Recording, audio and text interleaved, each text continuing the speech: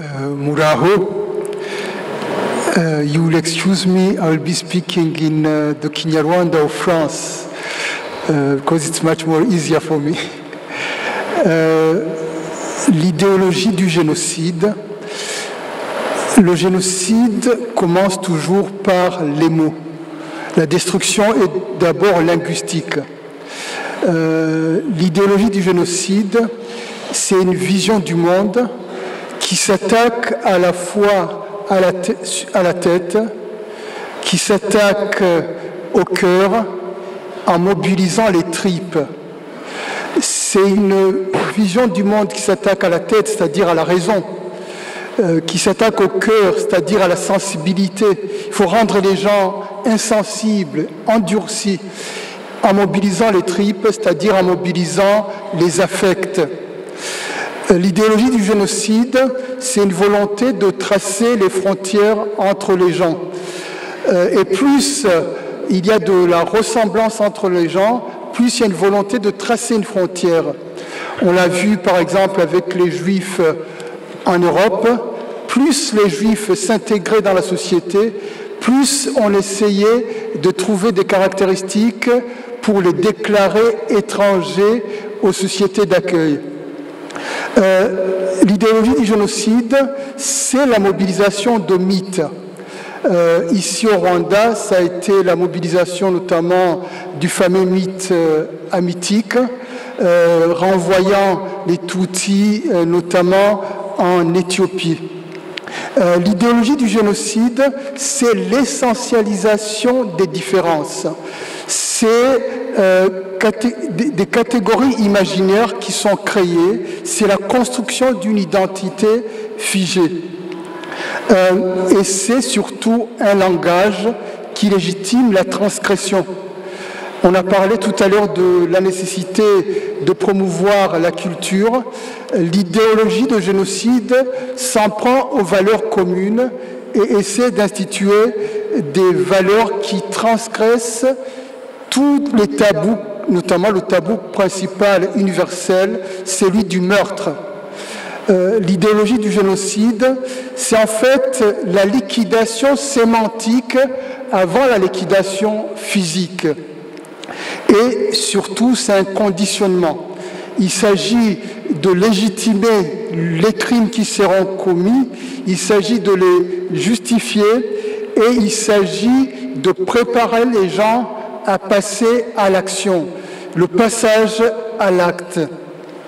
Et l'idéologie du génocide dure longtemps.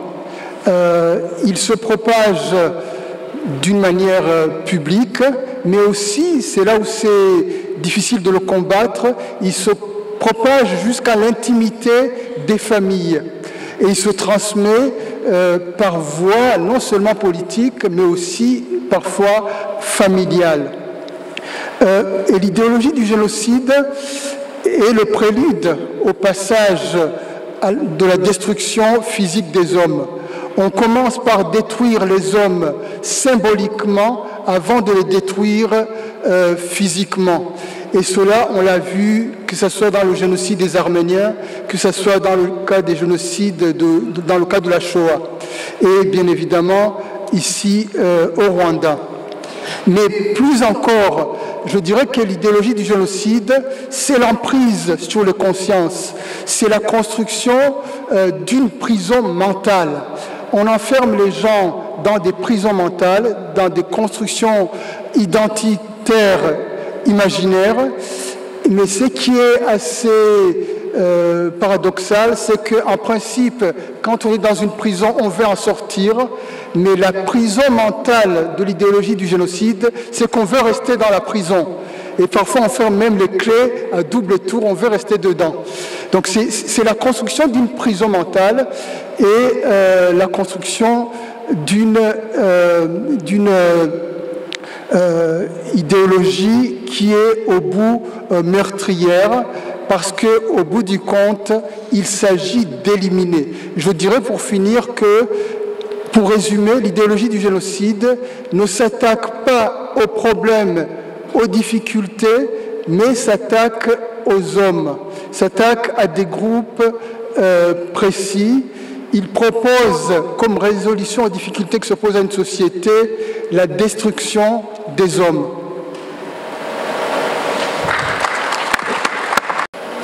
Les médias ont constitué une arme de destruction massive durant le génocide.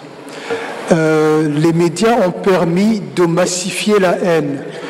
Les médias ont permis à ce que ce génocide devienne un génocide populaire, pour reprendre le titre du très bon livre de Jean-Paul Quimogno. Sans les médias, peut-être que ce génocide n'aurait pas atteint les proportions qu'il a connues. Les médias ont contribué à massifier ce génocide en propageant les mythes racialistes et racistes anti-Tutsi, mais aussi en jouant sur les peurs, en faisant en sorte que la population ait l'impression qu'elle devait prendre les devants, sinon qu'elle risquait elle-même d'être massacrée. Une inversion des responsabilités en faisant croire que le Front populaire, le Front patriotique venait en fait pour rétablir une domination millénaire selon l'anthropologie coloniale. Donc la reprise des mythes hérités de l'anthropologie coloniale, la mobilisation et la manipulation des peurs et l'incitation au passage à l'acte comme moyen d'autodéfense.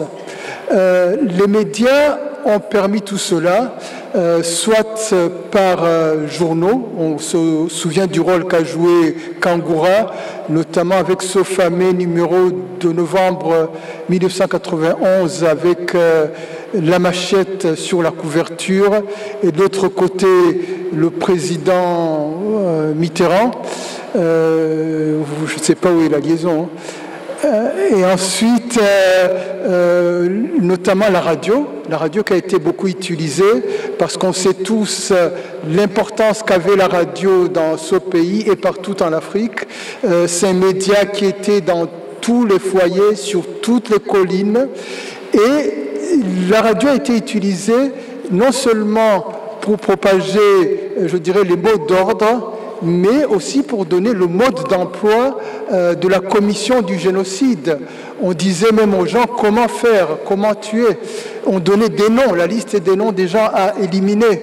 Ce qui s'est passé avec les médias dans ce pays nous ramène à cette idée importante, dont peut-être on parlera dans la troisième partie, le langage. Le génocide, c'est toujours la question de l'importance des mots et des conséquences des mots. D'accord. Elie Wiesel disait que lui, il refusait de discuter avec les négationnistes. Parce qu'il disait, je ne peux pas discuter avec quelqu'un qui va me dire que midi, c'est minuit. Qui va vous dire que ce qui est blanc est noir. Qu'il est impossible de discuter avec quelqu'un qui refuse le réel tel qu'il se présente. Qu'en fait, c'est dépenser son énergie pour rien. Mais en même temps, quand ces négationnistes-là portent le débat, par exemple, dans les médias, il est de notre devoir de les confronter. Parce que là, il s'agit non pas de les confronter eux, mais de gagner la bataille de l'opinion, la bataille de l'éducation de l'opinion en général. À ce moment-là, il faut les confronter. Ça renvoie aussi à la question des médias sociaux. Il y a une haine qui se répand sur le racisme, sur l'antisémitisme, et c'est terrible, sur tous les réseaux sociaux. Alors, quelle est la solution? On peut passer toute sa journée à répondre aux messages de haine, on ne va pas y arriver. Alors, soit il y a une régulation qui est faite par Facebook, par Twitter, par rapport aux messages haineux, soit on risque de passer toute son énergie à démentir aux gens qui n'ont rien à... La vérité ne signifie rien pour eux, ils sont dans le mensonge. Le mensonge est consistant de leur approche et leur culture. Mais évidemment, moi j'ai eu à me battre contre Pierre Péan. On s'est confronté dans les médias et avec d'autres négationnistes. Et quand il s'agit de la bataille pour les médias, il faut y aller. Il faut écrire évidemment des livres pour qu'on laisse des traces.